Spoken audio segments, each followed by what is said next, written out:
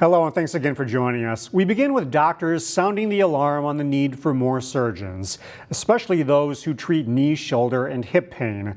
It's the project of our aging society and the reason why a Plymouth Surgery Center is working to inspire the next generation of medical professionals.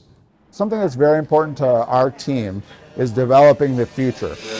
Every career choice begins somewhere, but sometimes Keep going a little bit more. it takes a little guidance to help kids figure out what they want to be when they grow up. I really do want to help people and I really want to make a difference in the world. I don't really want to have a career where I'm not making that much of a difference. And most people, you get a job and you're just sitting at a 9-to-5 all day, and I want to do something that's more hands-on.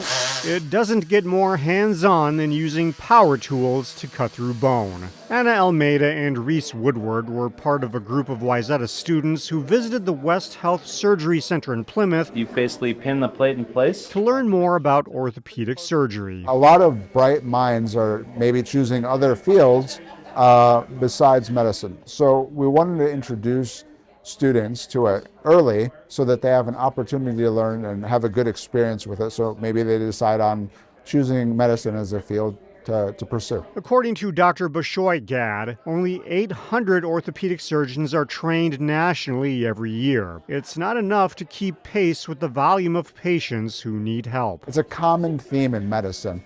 Patients' problems go up, the number of providers is not matching that. Okay, you ready for the fun part now? The goal of this event was to give students a taste of what the profession entails. Think of it like carpentry. You don't want to force it or flex it. But for bones and joints. There's a mental element and a physical element, and I think that's attractive to many people. Students have tons of options as they think about their next step in life. You're going to use the bottom trigger. The hope is that this exposure helps inspire the next generation of orthopedic surgeons. Orthopedic surgery, I didn't really think about it, but I do think it's the coolest because it's more hands-on, you're more aggressive with the surgery.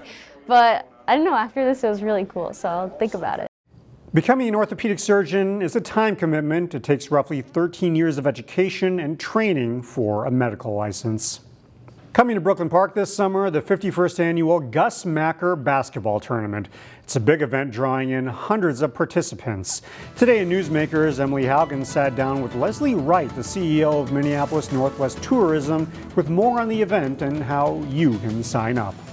All right, Leslie, thank you for being here. So Gus Macker is a well-known basketball tournament with a national reach. For those not familiar with it, how does it work?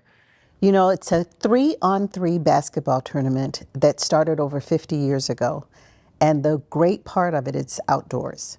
So it's a 3-on-3 outdoor basketball tournament for men and women, 8 years of age and up. So there's the very young to there can be the more seasoned basketball player that comes and wants to play.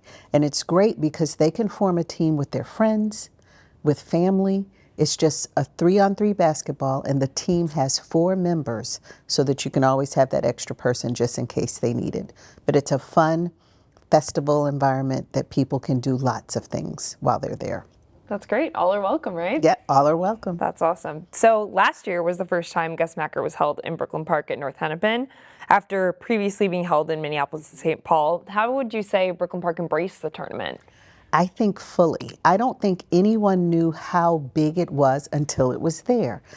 So when we say we have about 3,000 to 5,000 people over the course of the 2 days, we get the community involved, we get the police and the fire department involved so that we can make sure they're aware that we have that amount of people that are over there, and you get the actual community involved. We advertise it to people to just come and have a good experience so they could have fun and watch basketball and participate if they'd like.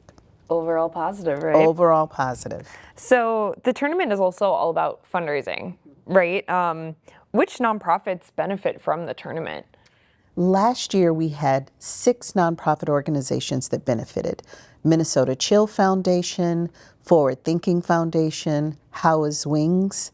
We had Brooklyn Park Athletic Association, and one other one. And the interesting thing, and I'll think about that because it slipped my mind just now, but the beauty of it is most of these organizations, if not all of them, benefited youth, athletics, and academic reward. So we wanted to make sure that we got our local nonprofits involved right here in Brooklyn Park and Brooklyn Center. Really keeping it at home. Keeping it at home. Cool. So, and then finally, how has the event benefited the local economy, maybe outside of the nonprofit impact? The benefit is really for the restaurants, for the hotels, because all of these teams have to stay someplace, so we want people to stay right here in Brooklyn Park. We want people to go to the restaurants right here in Brooklyn Park.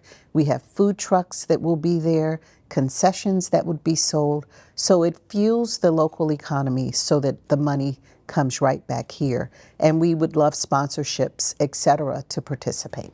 That's great. All right. It starts in August. Right. August 2nd through the 3rd at North Hennepin Community College. All right, cool. And we'll have details on how you can sign up on our website, ccxmedia.org. Leslie Wright with Minneapolis Northwest Tourism. Thank you for being here. Thanks so much for having me. Finally, this segment, a deserving award for a longtime New Hope weather watcher. Steve Reckers has spent the last 58 years going into his backyard to record weather data for the National Weather Service in Chanhassen. His devotion earned him a John Campanius Home Award, a prestigious honor for weather observers. I feel very happy, proud that I was awarded the award because I've been doing it a lot of years, and the fact that they would give me that award for what I've done. I love doing it. It's not an effort, but I felt good about it. Reckers says there are roughly 10,000 volunteer weather watchers like him across the U.S.